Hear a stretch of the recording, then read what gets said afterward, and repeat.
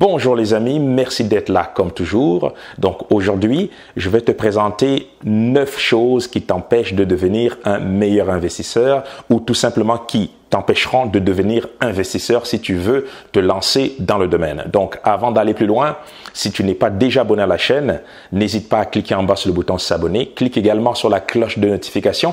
Ainsi, tu seras informé aussitôt que je publierai une nouvelle vidéo sur cette chaîne. Et bien entendu, n'hésite pas à partager la vidéo si les 9 points que je vais te présenter aujourd'hui t'apportent une certaine valeur ajoutée. Voilà. Donc, 9 choses qui t'empêchent d'avoir des résultats percutants dans le monde de l'investissement ou tout simplement qui vont te bloquer quand viendra le temps pour toi de te lancer dans le monde de l'investissement. Donc, je le rappelle ici, l'investissement, le fait d'investir est la manière la plus efficace, pour ne pas dire, selon moi, la seule manière pertinente qui va t'aider à avoir à terme des résultats financiers importants, à terme, voire à atteindre une certaine liberté financière. Voilà. Donc, sans plus tarder, premier élément à prendre en compte, donc à ne pas négliger, il s'agit du fait de bien gérer le risque. Voilà. Donc, quand on parle de risque, pour le commun des mortels, risque, ça veut dire peur, risque, ça veut dire perte, risque, ça nous met tout de suite sur nos gardes, on craint de perdre quelque chose, c'est dangereux, etc., etc. Donc, je te dirais, nos défenses naturelles se mettent en éveil et généralement, la plupart des personnes donc plusieurs personnes vont partir en courant, ne vont pas tenter d'affronter effectivement cette notion de risque, ce concept de risque. Voilà.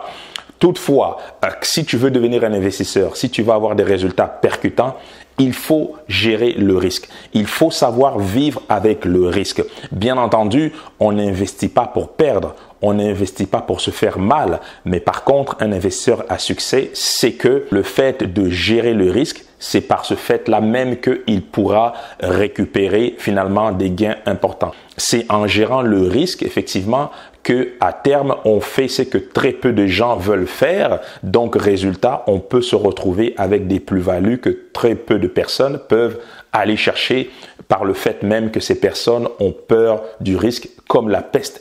Tout simplement. Voilà. Donc, un investisseur à succès comprend qu'il doit en tout temps gérer le risque.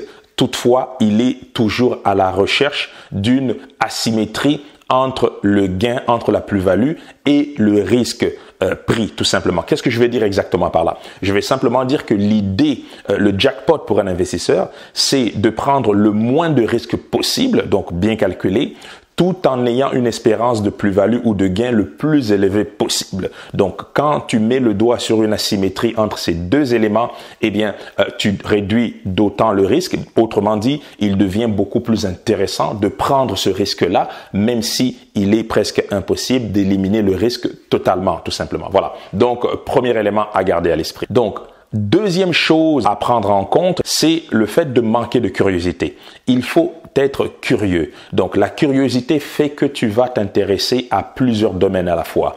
La curiosité fait que aussitôt que tu vas détecter une personne ayant des bons résultats, donc du moins une personne qui est arrivée là où est-ce que toi tu veux arriver, eh bien, tu vas t'intéresser en profondeur, tu vas étudier cette personne, tu vas t'intéresser à acheter et lire avec soin des livres qui vont aborder des sujets qui peuvent t'intéresser. Bref, la curiosité viendra nourrir ta culture générale, tout simplement. Et tout investisseur à succès se doit d'être une personne curieuse, se doit d'être une personne avec une certaine culture générale, parce que tôt ou tard, tu auras besoin de puiser quelques connaissances par-ci, quelques connaissances par-là et à essayer de combiner le tout pour pouvoir prendre des positions intéressantes, pour pouvoir investir sur des actifs intéressants et à terme pouvoir faire des gains intéressants tout simplement. Donc, n'oublie pas d'être une personne curieuse. Si tu n'es pas une personne curieuse en ce moment, il te faut développer effectivement cette curiosité-là. Troisième chose qui peut t'empêcher de devenir un investisseur à succès ou d'améliorer tes performances en tant qu'investisseur, c'est le conformisme, le fait de vouloir ressembler à tout le monde, le fait de vouloir rester constamment dans la moyenne, le fait de vouloir ne pas faire les choses différemment, tout simplement. Parce que effectivement, quand on est dans le monde de l'investissement, par définition, on ne fait pas les choses comme tout le monde, du moins on ne veut pas faire les choses comme tout le monde. Eh bien, tu es déjà, le fait de devenir investisseur, tu deviens déjà comme une anomalie d'une certaine manière dans notre société, malheureusement, parce que plusieurs personnes ont du mal à comprendre le concept même de l'investissement, parce que ce concept-là est contre nature pour plusieurs personnes, parce que en tant qu'être humain, on veut consommer tout de suite, on veut profiter de notre argent tout de suite, on veut se faire plaisir tout de suite, et toutes ces choses-là sont contraires finalement au comportement quotidien d'un investisseur, tout simplement. Donc, il faut t'éloigner d'une forme de conformisme finalement si tu veux devenir un investisseur à succès. Voilà. Quatrième chose qui t'empêche de devenir un investisseur à succès ou qui peuvent t'empêcher d'avoir des très bons résultats sur le marché, c'est le fait de manquer de persévérance. Bien entendu, si tu deviens investisseur aujourd'hui, et tu auras certainement à faire des erreurs, tu auras probablement à perdre de l'argent parce que je connais peu d'investisseurs qui se sont lancés dans un domaine X ou qui ont investi leur argent et qui ont eu des résultats explosifs dès leur premier investissement. Tu peux également être amené à attendre beaucoup plus longtemps que prévu avant que les résultats de ton investissement puissent se manifester, avant que les performances financières que tu recherches puissent voir le jour tout simplement. Et ça demande de la patience. Si tu n'es pas patient, eh bien tu vas te décourager rapidement. Si tu n'es pas patient, tu pourras pas, il deviendra difficile pour toi finalement de aller chercher toute l'amplitude donc de la hausse du prix d'un investissement donné. Il devient impossible pour toi de profiter finalement de la performance de ton investissement comme il se doit. Donc, quand tu n'es pas patient, tu vas vendre rapidement, tu vas te décourager rapidement ou encore tu vas tout simplement abandonner rapidement. Donc, aussitôt que tu vas voir une perte, tu vas abandonner et tu vas passer à autre chose. Donc, la patience est quelque chose d'extrêmement importante si tu veux devenir un investisseur à succès. Lié à la patience,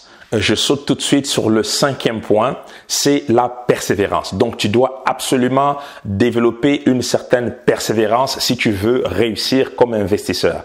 Eh bien, la patience et la persévérance sont liées. Sauf que quand on parle de persévérance, c'est vraiment ici, on sous-entend que malgré les échecs, malgré les mauvais coups, malgré les mauvaises transactions, malgré effectivement les mauvais partenaires, malgré finalement des situations plus ou moins difficiles que tu pourras vivre comme investisseur, eh bien, il faut persévérer parce que justement, par la répétition, par la persévérance, on s'améliore, on acquiert de l'expérience, on devient finalement meilleur dans ce que nous faisons et tout simplement, à terme, on devient un meilleur investisseur. Donc, la persévérance veut simplement dire que ne t'attends pas à réussir du premier coup. Si ça marche du premier coup, tant mieux. Mais il faut te dire que tu peux effectivement échouer une fois, 2 fois, 3 fois, voire 4 fois. Et au cours de la 5e tentative, et là, tu as des résultats performants, des résultats explosifs. Quand j'ai commencé à m'intéresser au marché boursier, par exemple, mes 2 premières transactions ont été des transactions très intéressantes, donc des transactions qui m'ont permis d'aller chercher un gain très intéressant. Eh bien, moi, je qualifierais ces transactions-là pour moi, c'était simplement la chance du débutant.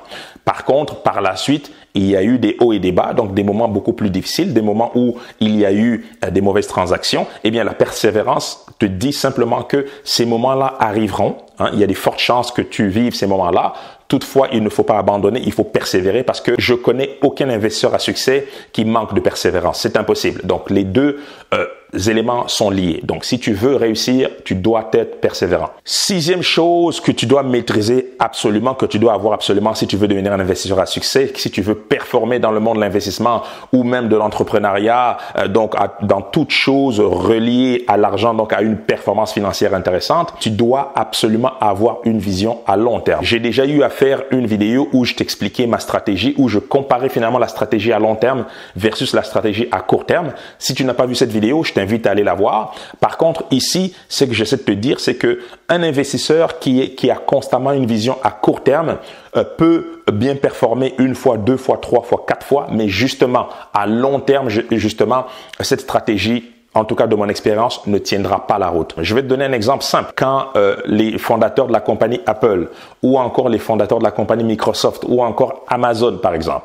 qui sont des entrepreneurs, des investisseurs à succès, si ces personnes-là avaient eu une vision à court terme, penses-tu qu'il y aurait eu autant de iPhone? Penses-tu que Amazon serait le géant qu'on connaît aujourd'hui? Penses-tu que la compagnie Microsoft serait le géant qu'on connaît aujourd'hui? Absolument pas. Donc, il faut absolument en tout temps avoir une vision à long terme si du moins tu veux bâtir quelque chose de solide, que ce soit dans l'investissement immobilier, que ce soit dans l'investissement en bourse, que ce soit sur des actifs beaucoup plus exotiques comme les crypto-monnaies par exemple. Il faut en tout temps avoir une vision à long terme, tout simplement. Voilà. Donc, je regarde aujourd'hui l'investisseur le plus performant au monde, en tout cas parmi les plus performants au monde, donc on a Warren Buffett, et ce n'est pas un hasard si Warren Buffett a pour stratégie de l'investissement à long terme tout simplement. Donc, si tu veux réussir comme investisseur, tu dois absolument, en tout cas en mon sens, avoir une vision à long terme. Voilà. Septième chose que tu dois absolument maîtriser si tu veux réussir dans le monde de l'investissement,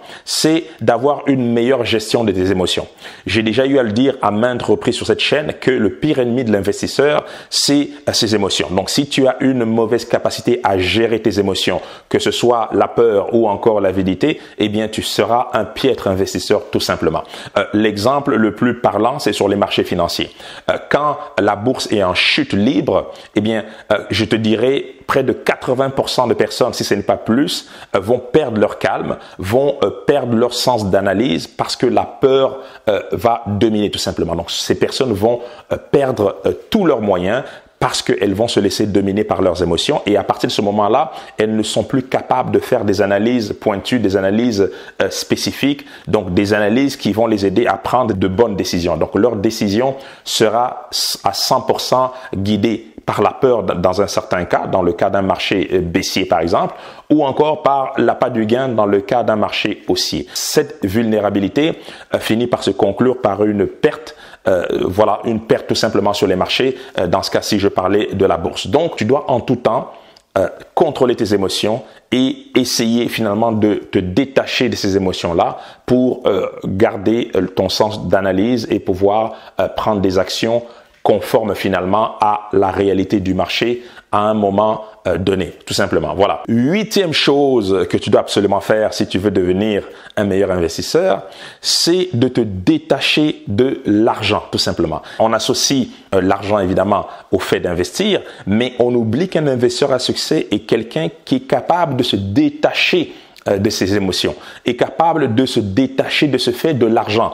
Parce que si tu restes trop accroché à l'argent et à la valeur de l'argent, tu deviens beaucoup plus émotif quand le marché va mal, par exemple. Et comme je te l'ai dit, donc si tu te laisses envahir par tes émotions finissent par prendre le contrôle de tes décisions et tu seras un mauvais investisseur. Donc le fait de se détacher de l'argent fait en sorte que on peut, même quand on est face à des situations difficiles, on garde quand même la tête froide et ainsi on peut prendre des décisions qui peuvent finalement nous aider à remonter la pente très rapidement. Donc oui, l'objectif finalement d'un investisseur, c'est de faire des gains intéressants. L'objectif d'un investisseur, c'est d'avoir une rentabilité intéressante, mais le fait effectivement de se détacher de l'argent, c'est un peu contre-intuitif, mais le fait de se détacher de l'argent fait en sorte que l'investisseur va prendre de meilleures décisions tout simplement. Voilà. Donc, dernière chose que tu dois absolument faire pour être un meilleur investisseur, c'est de prendre la responsabilité.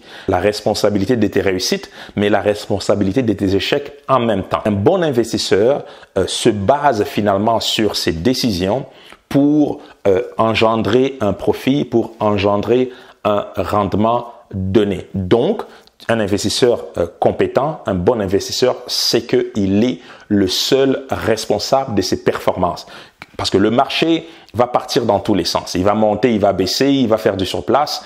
Ça a toujours été comme ça et ça sera toujours comme ça. En bourse, par exemple, on sait que les prix vont monter et un jour, les prix vont baisser un autre jour. Donc, c'est normal. Et d'autres jours, le prix va rester plus ou moins stable. Un bon investisseur va simplement mettre en place une stratégie en mettant ses émotions de côté, en se détachant de l'argent bien sûr, tout en étant curieux, c'est-à-dire en ayant la capacité de faire le lien entre plusieurs matières et de tenter de prendre avantage du marché, que ce soit que le marché soit à la hausse ou encore la baisse, ou tout simplement que le marché soit en train de faire du surplace. Voilà. Donc voilà les 9 choses que tu dois garder à l'esprit si tu veux avoir l'assurance de devenir un meilleur investisseur. Et n'oublie pas de te former, très important, et ainsi tu pourras atteindre des résultats conséquents sans aucun doute. Voilà. Donc sur ce, moi je te dis à très bientôt pour une nouvelle vidéo. N'hésite pas à t'abonner et à partager cette vidéo. Santé, amour, bonheur et prospérité. À très bientôt.